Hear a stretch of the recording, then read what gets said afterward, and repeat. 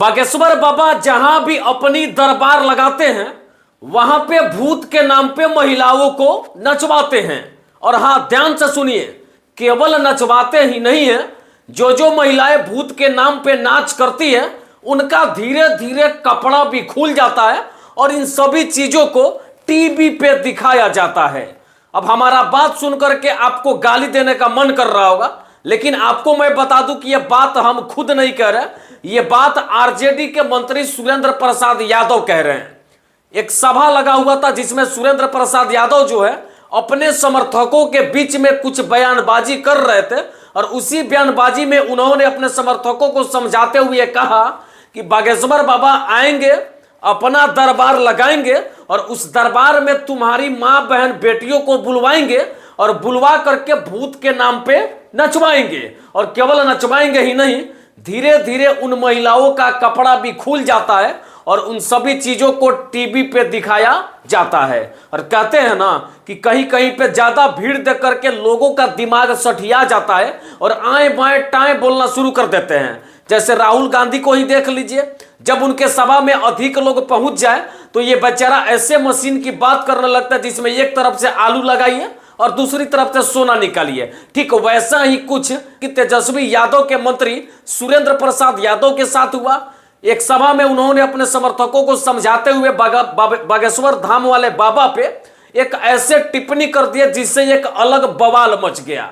उन्होंने जैसे ही ये बात कहा कि उनके दरबार में महिलाओं को भूत के नाम पे नचवाया जाता है और उनका कपड़ा खुलवाया जाता है और उन चीजों को टीवी पे दिखाया जाता है, तब से एक अलग प्रकार का घमासान बिहार में मचा हुआ है। अब तो बीजेपी के बहुत सारे जो नेता हैं वो आरजेडी के खिलाफ में आकर के ये सवाल तेजस्वी यादव से पूछ रहे हैं कि आखिर आपके मंत्री सुरेंद्र प्रसाद यादव ने ऐसे कैसे कह दिया कि उनके दरबार में महिलाओं को भूत के नाम पे नचवाया जाता है, उनका कपड़ा भी खुल जाता है। हालांकि ये जो बयान है बिल्कुल शर्मिंदगी वाली है, ऐसा बयान नहीं देना चाहिए। बार बार ये देखा जाता है कि आरजेडी के नेता और बिहार के उप मुख्यमंत्री तेजस्वी यादव ये कहते हुए दिखाई देते हैं कि मुझे जात पात की राजनीति नहीं करनी है, मुझे पिछड़ा अति पिछड़ा दलित महादलित की बात नहीं करना है, मुझे केवल बिहार के विकास पे काम करना है। तो एक छोटा सा सवाल मैं तेजस्वी यादव और सुरेंद्र प्रसाद यादव जी से पूछना चाहता हूं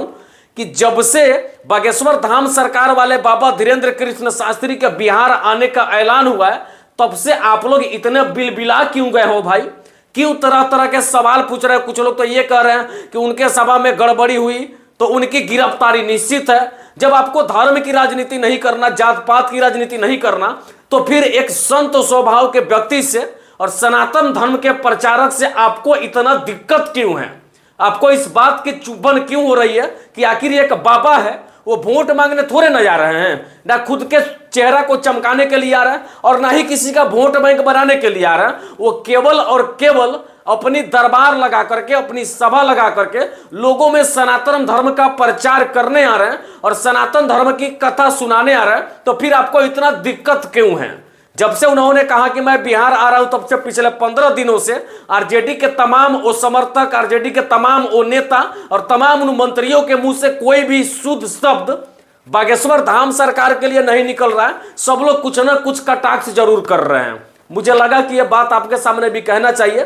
क्या अगर आप बागेश्वर धाम सरकार के दरबार में कभी गए हैं तो क्या वहां पे सच में भूत के नाम पे महिलाओं को नचवाया जाता है, उनका कपड़ा भी खुल जाता है और उन चीजों को टीवी पे दिखाया जाता है? आप अपना विचार जरूर कमेंट बॉक्स में डालिएगा, हम आपके विचार का इंतजार कर रहे हैं। बाकी क्या इस तरीके से नेताओं को एक संत का, एक सनातन धर्म के प्रचारक का विरोध करना चाहिए, उनके खिलाफ इतने अपशब्द का प्रयोग करना चाहिए? अब बताइएगा जरूर। जय हिंद, जय बिहार।